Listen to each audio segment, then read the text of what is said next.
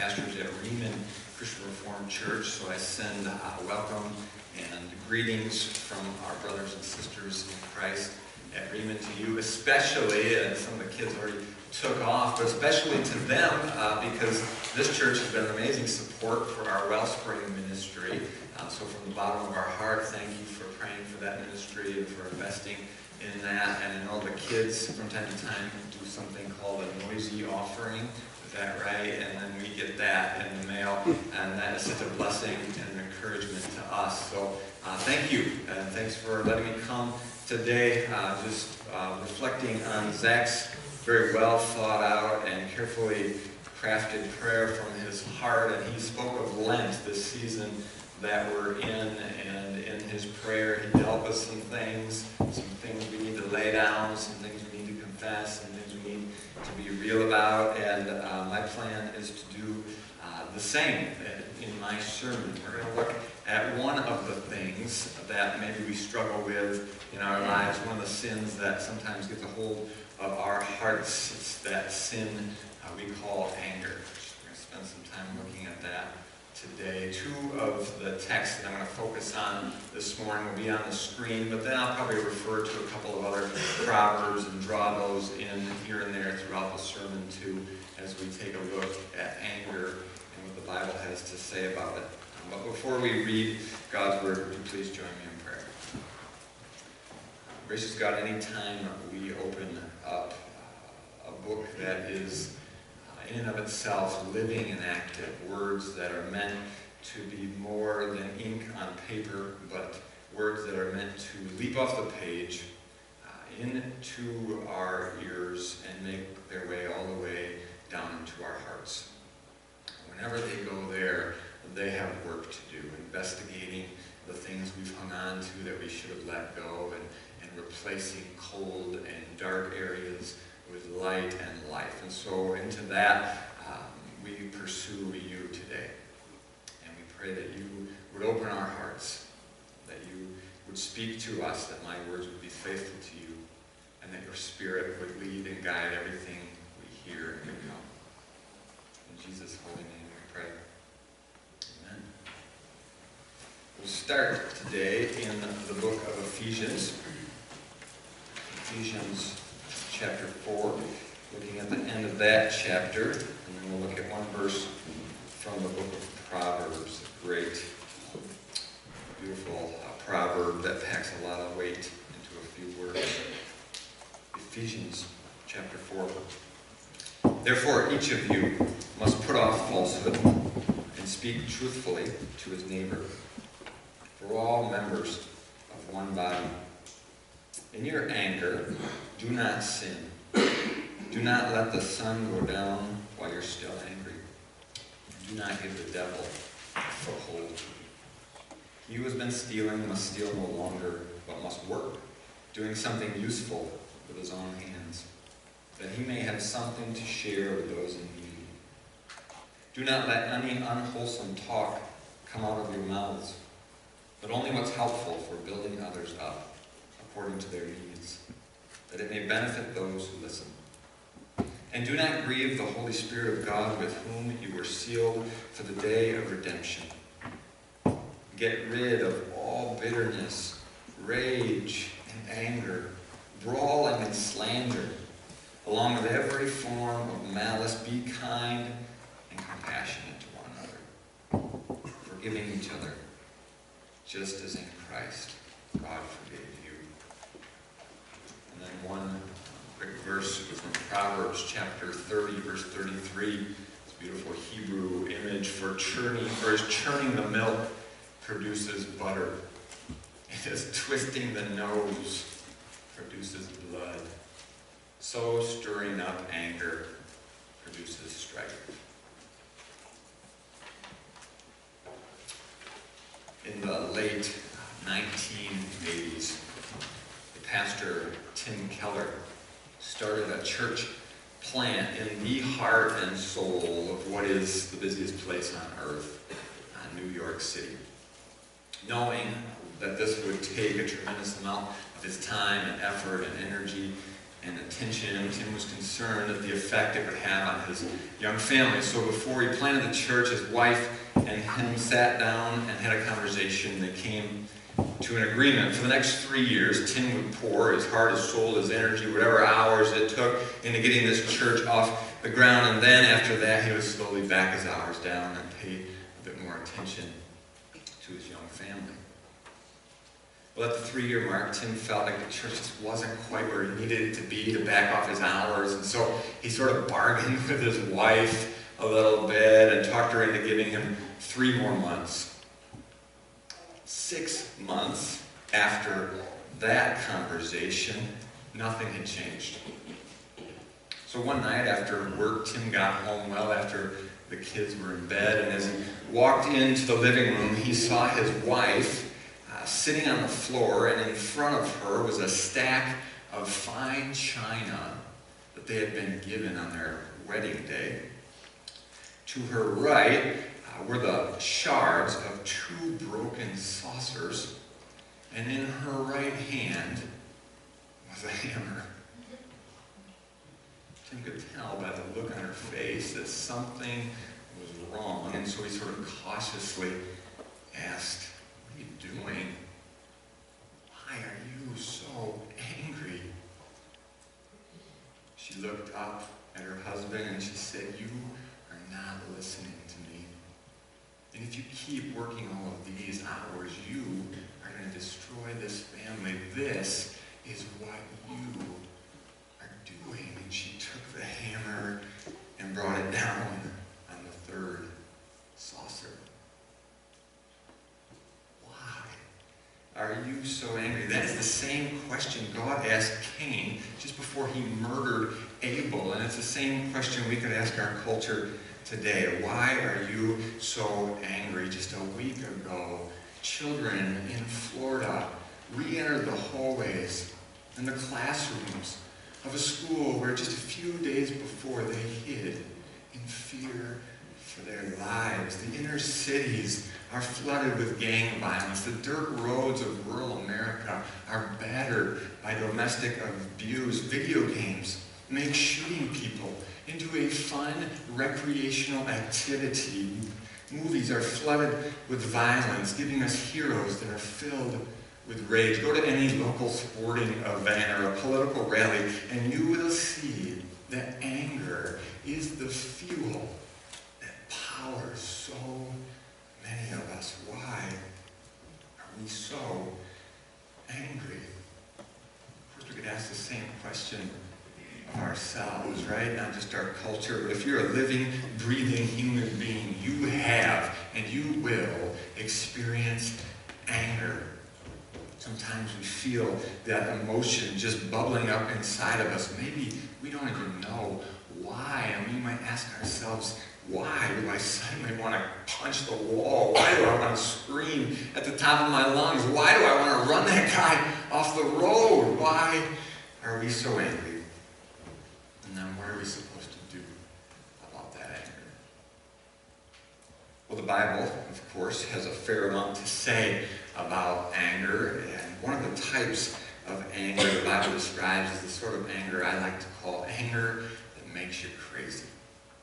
This is the sort of anger that's violent and erratic and scary. It sort of overrides all of our rational thinking and causes us to do things that we would normally never do. Proverbs 14:17 says, "A quick-tempered person does foolish things."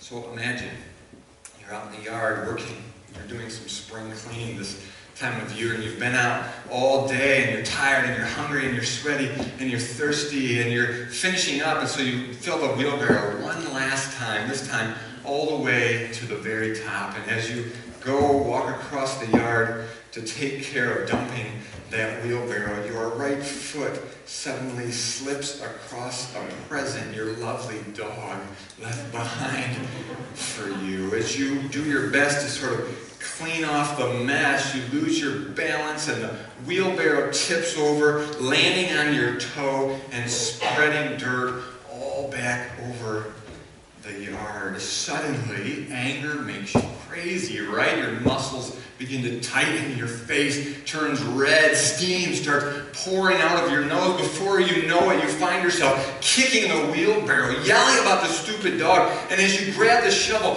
and launch it across the front yard, you see your neighbor drive by, so you try and pull it together. Hey, Jim, nothing weird going on here, man. Just cleaning up the yard. Have a great day. That's never happened at my house. I don't have a neighbor named Jim. Sometimes anger makes us crazy, and of course in that story, the only thing injured was the shovel, but unfortunately other times the damage is far worse. I read about a story of a driver in Philadelphia who murdered another driver in a road rage incident because that driver cut him off and ran into his bumper. They got into a minor fender bender, and now somebody is lying dead in the streets of Philadelphia. Proverbs 29:22, an angry man stirs up dissension, and a hot-tempered one commits many sins.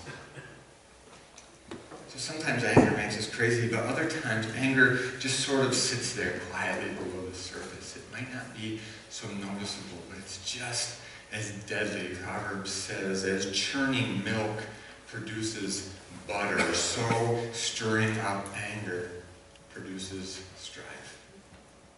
So it may not make us crazy, but sometimes when we get hurt, maybe somebody says something to us that just gets us right here, and it hurts in all of the right places, and rather than dealing with it, rather than talking it out with them, rather than offering it over to the Lord, we just sort of take that hurt and we sort of pour it inside and we put the lid on, and then we just sort of let it churn, right? Just let it churn inside. Or maybe one of our coworkers just drives us absolutely bonkers and we never do anything about it. We just sort of lock it in there and we just let it churn and we let it churn and we let it churn, and then maybe they get promoted while we get left behind, right? And we just let it churn and we let it churn, and maybe every time our spouse walks into the room, all this resentment and junk that's just never been dealt with gets bubbling up, and we let it churn and we let it churn, and maybe we have to ask the kids to do the same thing 6 different times, and still nothing happens, and we stuff it in and we let it churn and we let it churn. If you churn milk, it will turn into butter. If you stuff anger inside, it will turn your pain into resentment, your hurt into bitterness. It'll turn you sour from the inside out. So sometimes anger makes us crazy. Other times anger turns us sour from the inside out. And then there's this third type of anger the Bible talks about. I like to call it anger that gets your butt off the couch. Others have more poetically called it righteous indignation or holy anger. When Tim Keller got home and he saw his wife sitting there on the floor, he was certain that anger had made her crazy. So he sat down next to her and he said, "Honey, I'm sorry, and I'm listening." But as she began to speak, he could see that she wasn't in a rage, she wasn't out of control, she was intense for sure, laser focused indeed, but she was just making the same argument she had been making for months.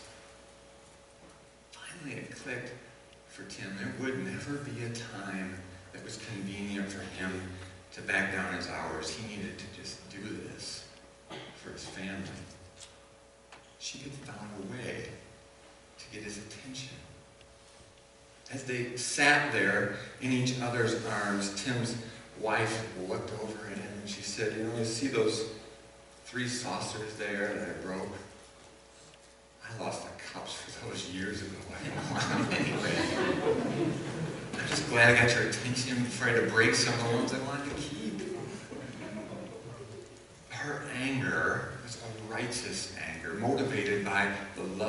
she has for her husband and for her family. Jesus felt righteous indignation when he walked into the temple and he saw it flooded with hypocrisy and greed. He made a cord into a whip, turned over tables, and proclaimed, "My house is to be a house of prayer. You have turned it into a den of robbers." Jesus Christ felt righteous indignation. The psalmist cries out in holy anger at all of the brokenness, all of the injustice, all the messed up junk in this world, asking God to do something about it. We too, when we look out at a broken and sinful world where children are starving to death, that should stir something up inside of us, some sort of feeling that gets us motivated to do something about it. Even though the news floods us with story after story and it can almost become too much, we must never get used to mass shootings or become indifferent to the injustice and the brokenness that fills this world. Righteous indignation gets us off the couch and gets us involved. But even righteous anger is a dangerous thing that we have to deal with faithfully and cautiously. It can be good at prompting us to get up and get into action, but if it sits there in the long run, it becomes toxic. Think of the person who feels righteous indignation about abortion, but then lets that anger prompt them to blow up an abortion clinic. Or think of the person who feels righteous indignation about the hypocrisy they see in the church, but then allows that anger to stew and fester until they begin to believe that they are somehow self-righteous, more righteous than everyone else around them. If anger becomes the thing that drives and motivates us, it becomes toxic and deadly. So what are we supposed to do with anger? How do we deal with it? How do we let go of it? How do we control it? How do we maybe even somehow let it be transformed into something else? What's interesting, if you search the Bible, you'll find that the word anger is used 268 times. Most of those references have to do not with our anger, but with God's anger. Over and over again, the people of Israel turn their backs on God. And over again, God gets angry about it. Sin is worth getting angry about. But when Jesus Christ comes to take away all of the sins of this world, his motivation is not anger, it's love. For God was so angry at the world. No, for God so loved the world that he sent his one and his only Son. On the cross, Jesus took all of the righteous indignation our sin deserves. On the cross, Jesus took all of the violence and anger that the Roman Empire could throw at him. On the cross, Jesus took all of the violence of an angry mob that yelled, "Crucify! Crucify!" And he conquered it with sacrificial love and forgiveness. Anger will make you crazy, or it will turn you sour from the inside out. But love and forgiveness set free. So there's a lot of things I could say about how to deal with anger. We could count to 10 before we react. We could see our counselor. We could do all sorts of different things. We could exercise. And all of those would be helpful and useful ways to process some of the feelings that we experience inside. But when we boil it down, what we need most, when we are flooded with anger, is forgiveness. Let it go. To leave it behind. Maybe we need to forgive our parents. Maybe we need to forgive our friends. Maybe we need to forgive our neighbors. Maybe we need to forgive our spouse. Maybe we need to forgive ourselves. Paul says, get rid of all anger, bitterness, rage, and malice. Forgive one another, just as in Christ God forgave you. It's love and it's forgiveness that will change this world. Would you join me in prayer?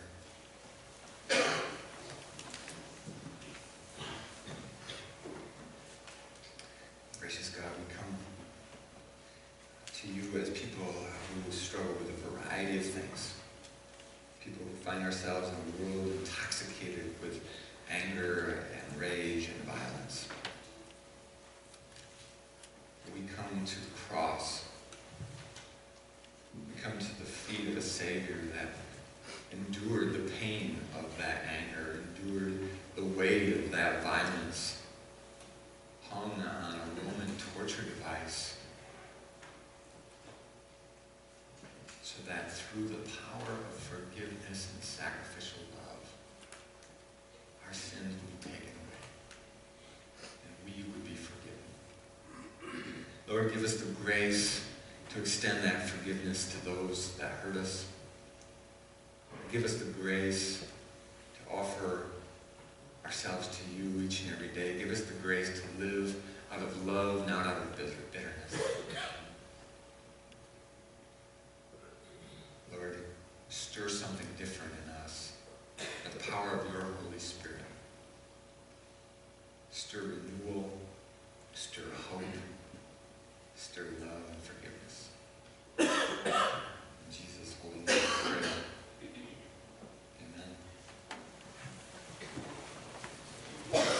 For our song of response this morning, would you please stand and join me in singing in Christ alone.